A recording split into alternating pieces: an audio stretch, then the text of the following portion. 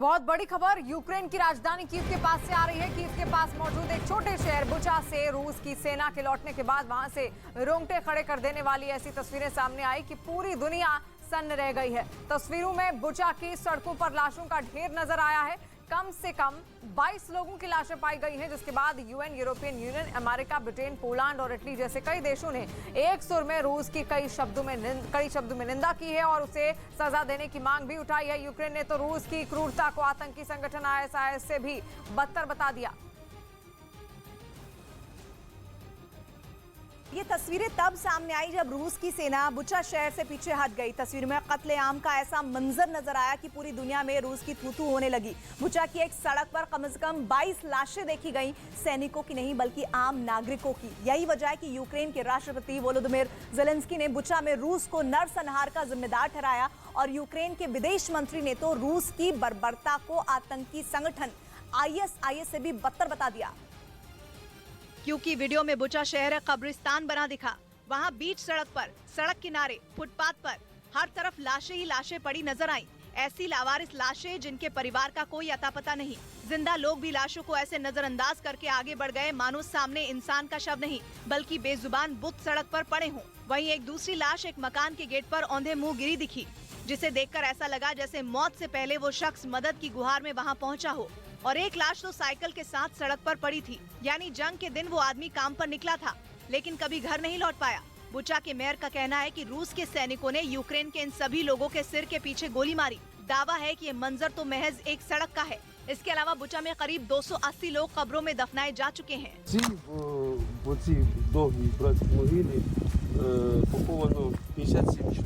करीब 1 महीने तक जंग लड़ने के बाद तस्वीरों में बुचा बिल्कुल बर्बाद नजर आया।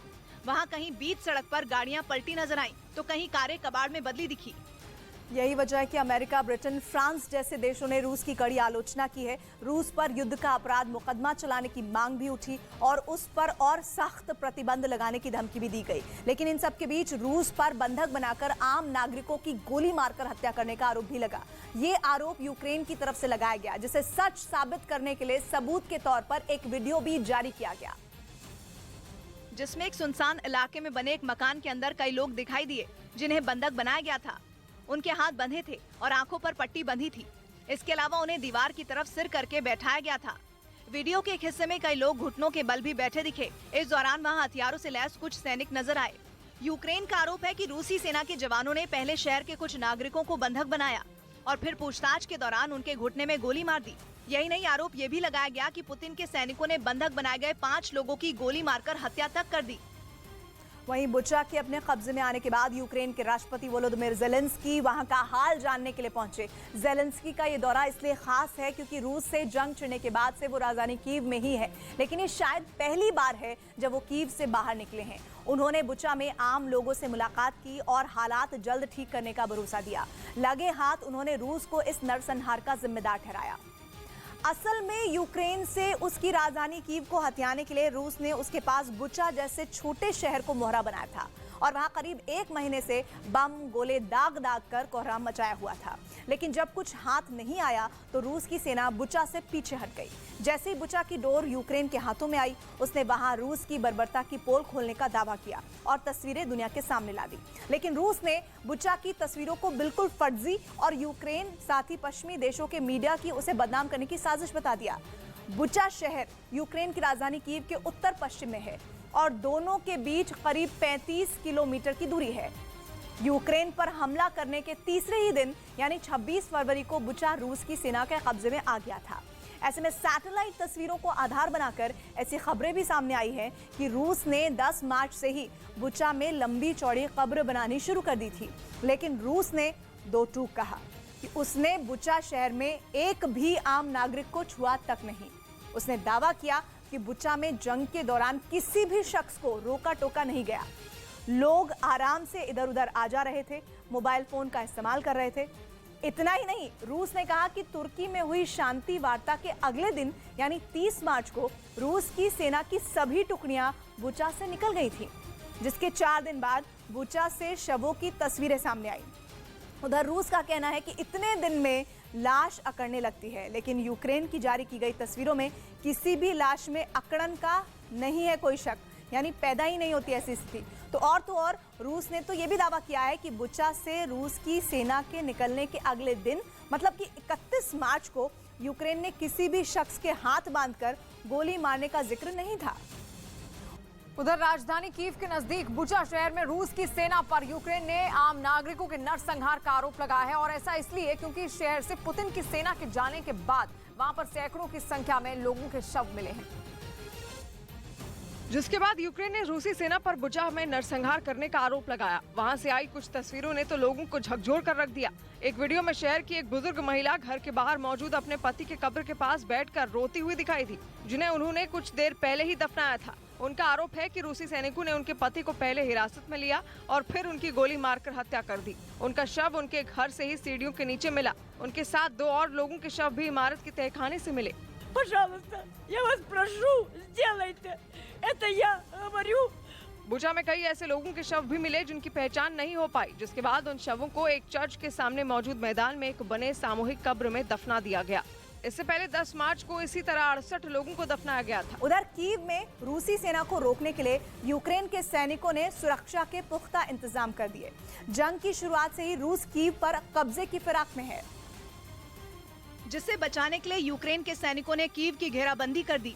सभी सड़कों पर रेत की बोरियां रख दी गईं, ताकि रूसी सेना का कोई भी टैंक या बख्तरबंद गाड़ी उसे पार न कर सके।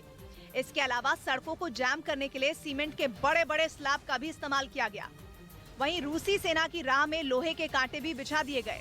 इसी तरह के लोहे के स्ट्रक्चर खड़े किए गए हैं ताकि कोई भी दुश्मन देश की सेना या कोई गाड़ी या कोई संदिग्ध यहाँ न आ पाए।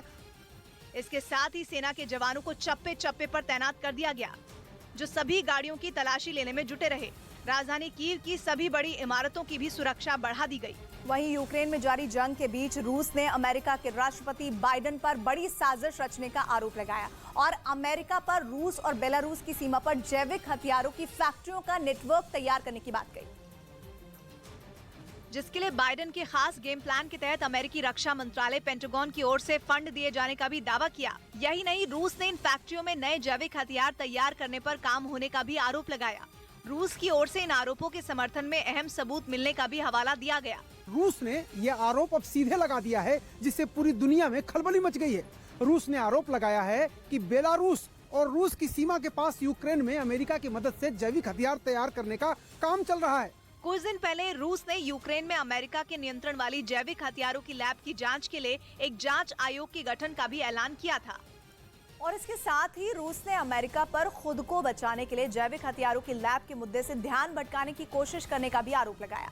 इससे पहले भी रूस ने दावा किया था कि अमेरिका ने एक बड़े षड्यंत्र के तहत यूक्रेन के जैविक लैब में एंथ्रेक्स और प्लेग बैक्टीरिया बनाने पर काम किया, ताकि उन्हें रूस के खिलाफ इस्तेमाल किया जा सके। जर्मनी ने पहले विश्व युद्ध में एंथ्रेक्स नाम के इसी बैक्टीरिया को जैविक हथियार बनाया था और दुश्मनों के घोड़ों और जानवरों में इन्फेक्शन फैलाया था। जैविक हथियार यानी बायोलॉजिकल वेपन एक ऐसा हथियार जो बिना धमाके के किसी भी देश को तबाह कर सकता है। मतलब ये कि जब बैक्टीरिया और वायरस का इस्तेमाल जानबूझकर इंसानों में इन्फेक्शन फैलाने के लिए किया जाता है तो इसे जैविक हथियार कहते हैं। जैविक हथियार कम से कम समय में बहुत बड़े क्षेत्र में तबाही मचा सकता है। ये लोगों में ऐसी बीमारियां पैदा कर देते हैं कि वो या तो मरने लगते हैं या दिव्यांग हो जाते हैं या फिर दिमागी तौर पर बीमार हो जाते हैं। वहीं यूक्रेन के पूर्व राष्ट्रपति पेत्रो पोरोशेंको ने न्यूज 18 से एक्सक्लूसिव बातचीत में पुतिन को झूठा करार दिया और बुचा में हुई बर्बरता के लिए दो टूक कहा कि वो कसाई हैं। मिस्टर पेत्रो पोरोशेंको है, former president of Ukraine. Mister president, former president, what is the situation, ground situation here? This situation, we were the first who entered Bucha, and when we knock in the door, opening and saving the people, people will not believe that they are not Russian, that they are Ukrainian. And it's impossible for the person with a normal mental ability just to accept what's going on there. The whole streets was covered with the dead people, and this is not just a behavior of the United States. This is the behavior of the world. This is the behavior of India, And you from here, being an eyewitnesses, can tell that this is the crimes against humanity. This is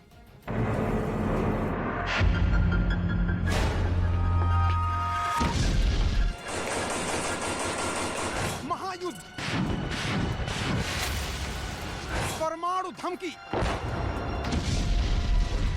Putin की साजिश, Zelensky का दांव, जंग की हर सनसनी सिर्फ news 18 India पर।